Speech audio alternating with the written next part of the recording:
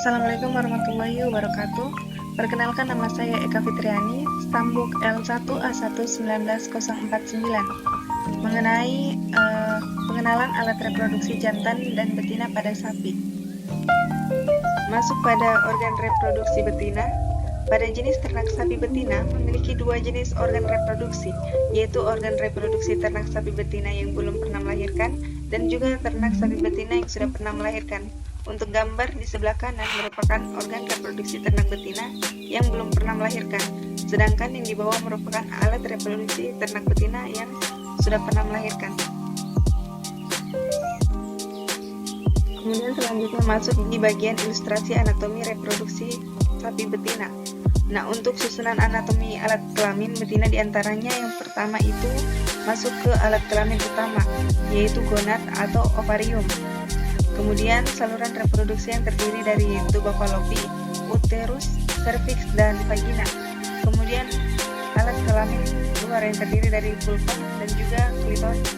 Kemudian masuk ke organ reproduksi ternak sapi betina yang belum pernah melahirkan. Pada sapi umumnya, ovarium kanan agak lebih besar daripada ovarium kiri. Hal ini disebabkan karena secara fisiologik lebih aktif.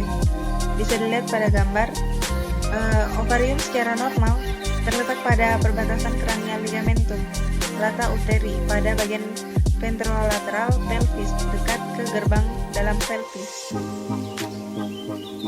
Kemudian organ reproduksi ternak sapi betina yang sudah pernah melahirkan. Ternak sapi tergolong dalam ternak monotropus. Ovariumnya berbentuk bulat panjang dan oval. Contoh seperti sapi, kerbau, sedangkan pada ovarium kuda berbentuk seperti kinjar. Masuk ke organ reproduksi ternak betina bagian tuba fallopi. Terdiri dari uterine horn, uterural junction, isthmus, mesosalpinx, ampula, yang dimana saluran ini berfungsi sebagai tempat berjalannya sel telur dari ovarium menuju rahim saat ovulasi dan sebagai tempat pertemuan sel telur dengan sperma saat proses pembuahan. Jika tuba fallopi tersumbat, maka perjalanan sel telur menuju rahim akan terhambat. Kemudian masuk ke bagian ovarium. Dua komponen penting yang terdapat pada ovarium yaitu folikel. Bisa dilihat bagian A dan juga bagian B pada gambar sebelah kiri. Kemudian corpus luteum di bagian C. Bisa dilihat sendiri. Folikel pada ovarium berasal dari epitel benih yang melapisi permukaan ovarium. Dalam mencapai berkembangnya folikel melalui tingkatan-tingkatan perkembangan folikel primer, sekunder, tersier yang sedang bertumbuh, dan the graft yaitu yang matang. Kemudian masuk bagian uterus. Bisa dilihat pada gambarnya sendiri, terdiri dari crankles, perimetrium, myometrium, dan juga endometrium. Fungsi dari uterus sendiri yaitu yang pertama, saluran yang dilewati gamet atau spermatozoa, yang dimana spermatozoa akan membuahi sel telur pada ampula, yang secara otomatis untuk mencapai ampula akan melewati uterus dahulu.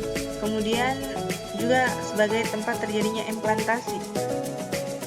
Masuk ke bagian selanjutnya yaitu bagian fungsi serviks sendiri yaitu menutup lumen uterus hingga menutup kemungkinan untuk masuknya mikroorganisme ke dalam uterus dan sebagai tempat reservoir spermatozoa. Kemudian masuk ke bagian vagina, di mana vagina ini sebagai alat kopulasi dan tempat sperma dideposisikan, berperan sebagai saluran keluarnya sekresi, serviks, uterus, dan ovidum, dan sebagai jalan peranakan saat proses beranak. Vulva merupakan alat reproduksi hewan betina bagian luar. Kemudian masuk ke organ reproduksi ternak jantan, di mana anatomi reproduksi jantan pada hewan besar tersusun atas 3 bagian, yaitu organ kelamin primer, organ aksesoris atau pelengkap, dan alat kelamin luar. Organ kelamin primer hewan jantan berupa 2 buah testis yang berada dalam skrotum. Kemudian alat kelamin luar berupa penis dan skrotum. Organ aksesoris tersusun atas kelenjar prostat, kelenjar vestikular, kelenjar pulboraltalis, serta 2 saluran yaitu epididymis dan juga vas deferens. Masuk ke sistem reproduksi jantan, di mana dikelilingi oleh kapsul yang disebut Tunica albulenia. Selain berfungsi sebagai penghasil spermatozoa, testis juga sebagai tempat penghasil hormon seks jantan, yaitu hormon androgen atau testosteron. Bisa dilihat pada sistem di bagian gambar. Kemudian yang kedua yaitu testis memiliki fungsi untuk menghasilkan spermatozoa.